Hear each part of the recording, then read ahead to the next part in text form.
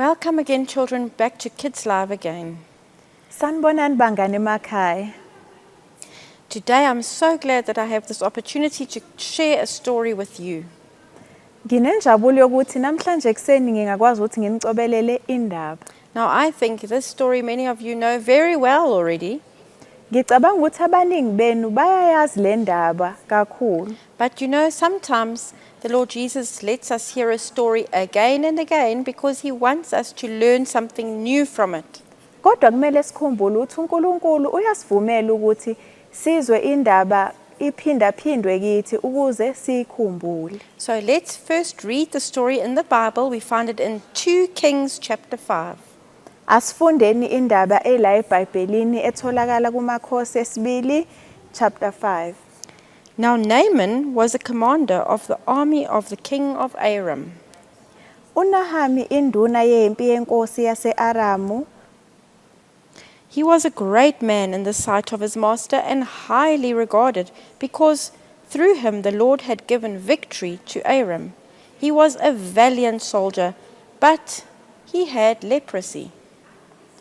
Wayengumuntu omkhulu phambi kwenkosi yakhe otusekayo ngokuba uJehova wayenikile iAramu ukunqoba ngaye futhi wayeyiqhawe elinamandla kepha wayenochoko.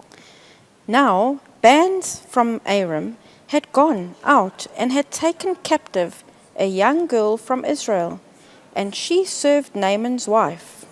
Ama-Aramu ayephumile ngamaviyo abuya ezweni lakwa-Israyeli enentombazane encane. She said to her mistress, "If only my master would see the prophet who is in Samaria, he would cure him of his leprosy." Yayiyincekukazi yomkaNahamani. Yathi enkosini yayo, sengathi inkosi yami ingaba phambi komprofethi oseSamariya, khona ibiya kuphulukiswa ochokweni lwayo.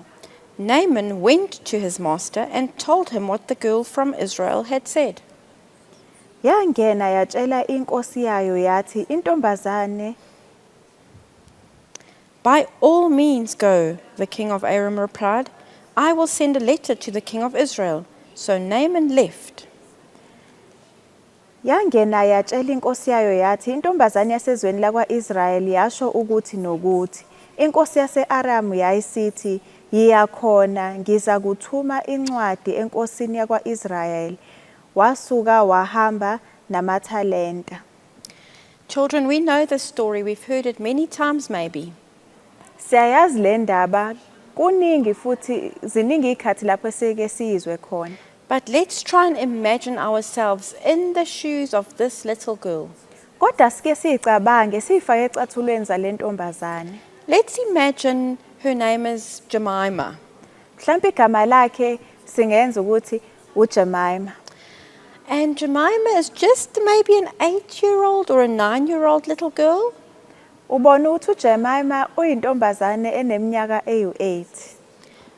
Maybe some of you are 8 or 9 years old. Mhlawumbe abanye benu baneminyaka engu-8. And Jemima was one day just maybe helping her mother in the garden. Mhlawumbe ngolunye usuku uJemima esiza uma wakhe engadini. And maybe her mother said, "My child, the sun is hot. Go and fetch me some water at the well. I'm thirsty." Bese uma wayo esethi, "Hayi mntanami, nakho kushisa kangaka phandle, akuko ngilandela amanzi." And can you imagine maybe Jemima was busy coming back with the water. Mhlawumbe ubese buya nje nalawo manzi ewathunyiwe. And suddenly there were these soldiers on horses and they just grabbed Jemima and the water went splashing and Jemima was grabbed and she was sitting on this big horse. Bese kufika amasosha empi embone efike emthathe emhlwithe amanzi achitheke phansi eyithole sehleli phezukwehashi. And off they go with her. She can't get anybody to help her. Maybe she was calling for her mom or dad, "Come and help me, they've taken me." But who knows if they even heard her. Bafike nje bemhlwithe engakwazi nokuthi ethola umuntu ozokwazi ukumlekelela. Mhlambe wamemeza ebiza umama ebiza ubaba ukuthi bezomlekelela kodwa kungenzeka ukuthi abamzwanga. And maybe all the way back to to this country, to Aram. Maybe all the way back she was crying because she was sad. She could see they're taking her away from her family and she didn't know where they're taking her. And maybe this made her very sad. Mhlambe nje yonke indlela kade beAram nalamasosha ubekhala kwehla inyembezi ngoba eyiswe endaweni engayazi akazi ukuthi bamyisapha akazi ukuthi uyokwenzani. And you know, even when she got there, they didn't spoil her and buy her ice cream and make lots of fun things for her. No, she had to become a servant, a slave. Noma esefika kulelo lizwe elisha engalazi abazange bamnika izinto ezimnandi mhlambe bamthengele uice cream noma bamenzele okuhle cha bamenza ukuthi abe yinceku. I don't think one of you are a slave where you are. Angicabanga ukuthi kini enilalele kukhona umuntu ongathi mina ngiyisigqila. And she had to work for a lady. As you see in the picture, the lady would make her clean the house and peel potatoes and dust the furniture. Many things she had to do to work for the lady. Wayedinga ukuthi asebenzele omunye umama nakho uzomnika umsebenzi ethi akungenzela ungicwecwela amazambane ushanyele la phansi edinga ukuthi enze yonke imisebenzi atshelwa yona. But you know what really amazes me of this little girl, children, is that not one time do we hear the Lord Jesus tell us in his word that she ever complained. Kodwa into engimangazayo ngalentombazane encane ukuthi asifundi la eBhayibhelini ukuthi kwake kwaphuma kuye izwi lokukhonona. She didn't cry and say, "It's not fair, I don't want to be here, why do you make me work so hard?" Akazange ekhale ethi lekho akusibona ubulungiswa yini mina ngidinga ukusebenza kangaka angiyithandi nje lento eyenziwa kimi. And you're not even my mother, and I want my mother. And she'd cry and throw a tantrum. I don't think we hear anything about such behavior. Asizwe ukuthi ubezokhala engafuni ukwenza akutsheliwe la eBhayibhelini ezwini lenkosi ayikho nje into ekhomba lokho. Now, children, before I carry on, ask yourself this question. Ngingakaqhubeki bangani akuyibuze lo mbuzo. Do I complain when I have to do just one small thing? Ngiyakhonona na makukhona engidinga ukuthi ngikwenze. On top of that, children, you're not even in a strange country. You're with your own family who loves you, who just asks you one small thing. Please, my child, pack away the dishes, and then we complain. Okukhulu kunalokho ukuthi sisendaweni esiyaziyo sihleli nabazali bethu mhlambe ethi umzali kuwe ngani yami akungisize ungifakele izitsha phakathi kwi-dishwasher thina siqale manje sikhonone. When your mother or father asks you to do something, children, and you in your heart feel like, I don't feel like doing that, remember this little girl.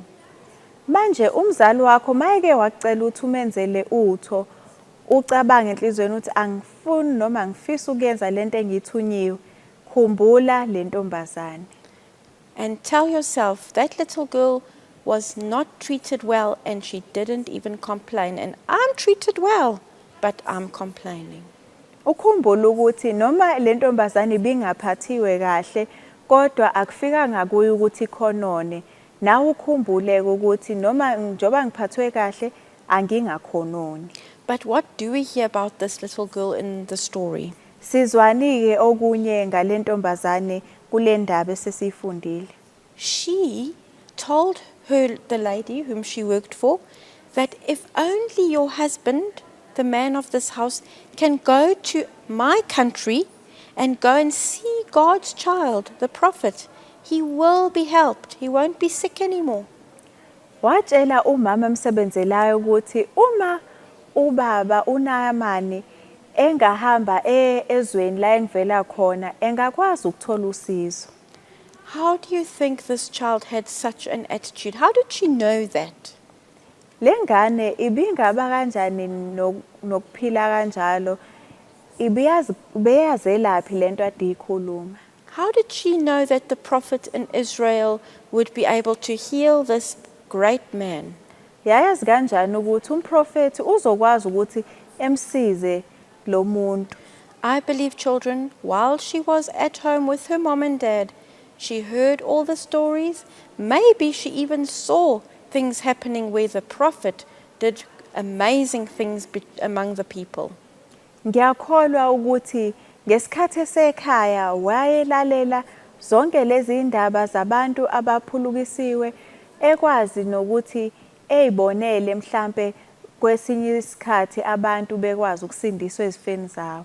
Maybe at the supper table, her father would tell her stories about how people were healed and how people were helped by the prophet because of God in heaven. Mhlambe mabedla isidlo sasebusuku, ubaba wabo bebacobelele batshela ngakho konke uNkulunkulu enzela abantu ebasindise ezifeni zabo ezahlukahlukene. And you know, because she had those stories in her heart, she knew what my parents have told me is true and it will help anybody because our God is the greatest living God that there ever has been. Ngoba bangani ubethatha lokho ekuzwayo agcina enhlizweni yakhe, wakwazi ukuthi namanje kulesi simo abe nokukholwa ukuthi uNkulunkulu owenzelela wabantu zonke lezi imanga uzokwazi ukuthi amsize noNaaman. She didn't say, "Oh no, I'm too shy to tell my new people here that don't like me, that have stolen me from my family. I'm not going to tell them about Jesus and about God. They will laugh at me. How can I do that?" Akazange esabe bangani ukuthi njengoba ngilana ngingedwa sengizokhuluma lezi indaba bazongihleka nje abantu bengangikholwa. She knew God. She had the Lord Jesus in her heart because she could show other people where the real help will come from. Cha bangani akenzanga yonke leyonto, kunalokho wakwazi ukuthi abe nokukholwa kuNkulunkulu ukuthi uNkulunkulu uzomsiza ekwazi nokusiza uNaaman. Children, are you able to tell others about God? Bangani niyakwazi yini nini ukuthi nitshela abanye ngoNkulunkulu? Or maybe you're too shy and you say, no, I can't. Noma mhlambe niyasaba nize nithi hayi mina ngikwazi. Maybe in the classroom where you are, maybe there are children that don't know the Lord Jesus, but you are too shy and too afraid of telling them about the Lord Jesus. Mhlambe eklasini la ukhona kukhona izingane ezingamazi uNkulunkulu kodwa wena usaba kakhulu awufisi nje ukuthi kuphume izwi lokuthi ubatshele ngoJesu. Remember that in your classroom, you know the children in your classroom. It's not like they've hurt you or they've stolen you from your family or they've taken you far away. They're just friends, other people in your classroom that you know, and you're still afraid to tell them about Jesus. But this little girl was with people that didn't really like her, that were treating her like a slave, but still she was not afraid to tell them about the God who had power to heal the man. Kungenzeka bangani ukuthi niseklasini ninabantu enibaziyo abangani bakho, abantu enifunda nabo, akufani nalentombazane eyesezweni labantu engabazi, ezweni engalazi, kodwa wena uthola ukuthi usaba kakhulu awufisi noma awufuni ukutshela abanye ngoJesu, kodwa yona intombazane yakwazi ukuthi nasezweni engalazi itshela abanye abantu ngoJesu. But the key, children, is you must have Jesus in your heart first. And you must be able to love him so much that it isn't a problem to you to tell others and to show them what God has the power to do. Kodwa isikhiye bangani bami ukuthi kumele uJesu ebe senhlizweni yakho kuqala bese uzokwazi ukuthi ube namandla nenjabulo yokutshela abanye ngoJesu. So today I just want to encourage you, children. If you don't feel that you can tell others about Jesus and you find that you complain about the smallest thing, ask the Lord Jesus, Jesus, look at my heart. ngithanda ukuthi nginikhuthaze namhlanje bangani ukuthi nikwazi ukuthi Nkosi ngicela ukuthi uvule inhliziyo yami ngikwazi ukutshela abanye ngoJesu. Because Jesus, I want to tell others about you, but I'm too scared and too shy, and for no reason, because it's people that are close to me. Help me to overcome this. Ngoba Jesu ngiyafisa ukuthi ngitshela abanye ngoJesu kodwa ngiyasaba noma ngibaza abantu kuyabantu abaseduze nami. And what was the result of this little girl telling the man where he could get help? Kwaba yini isiphetho salendaba lapho le ntombazane sitshelile lo uNaaman ukuthi engasizakala kanjani? Naaman was healed. At the end, he did what this little girl, this slave little girl told him. He did it, and the result was that he was completely healed. uNaamani wasinda ochokweni lwakhe. Ngokulalela nje le ntombazanyana encane, wakwazi ukuthi asindiswe kulesi sifo. I wonder, children, do you realize that if you tell others about Jesus and help them to see when they are doing something wrong, if you tell them, do you know that maybe one day they will also accept Jesus in their hearts and become Christians just like you are? Niyazi yini bangani ukuthi mawutshela abanye ngoJesu mhlambe ngolunye usuku bazokwazi ukuthi bamukele empilweni zabo. And it is my encouragement today that we try to be brave like this little girl and try and tell those around us who don't know about God, who has such power, about Him, so that they can also experience His power. Ngiyanxusa ke bangani ukuthi sihambe sitshela abanye ngoJesu, laba abantu abangawazi amandla kaNkulunkulu ukuthi nabo bakwazi ukuthi bathole ukumazi uJesu. And secondly, I want to encourage you to stop complaining. Don't allow yourself to complain, even if it's a small job that you have to do, even if it's a job that you think is too difficult and too big. Don't complain, because Jesus doesn't like a complaining heart. Bese bangani ningakhononi ngoba uJesu akamthanda umuntu okhononayo. Let's pray. Asithandazeni. Lord Jesus, we thank you for your word and how you teach us. Baba siyakubonga ngezwi lakho nangendlela osifundisa ngayo. Today I pray, Lord Jesus, that you will help each child that is watching and listening. Siyacela baba uthi namhlanje ube yilona lo lalele nobukayo. That they will not have a complaining spirit. Ukuze baba bangabi nomoya okhononayo. But Lord Jesus, that they will become brave children for you, telling others about you. Kodwa Nkosi kunalokho kube yingane ezinesibindi ukukhuluma ngawe zikwazi ukuthi sicobelele abanye ngawe. So please help the children, we pray. Siyathandaza Nkosi ukuthi usize yilona lo mngane osekhaya. And we ask all this in your name, Lord Jesus.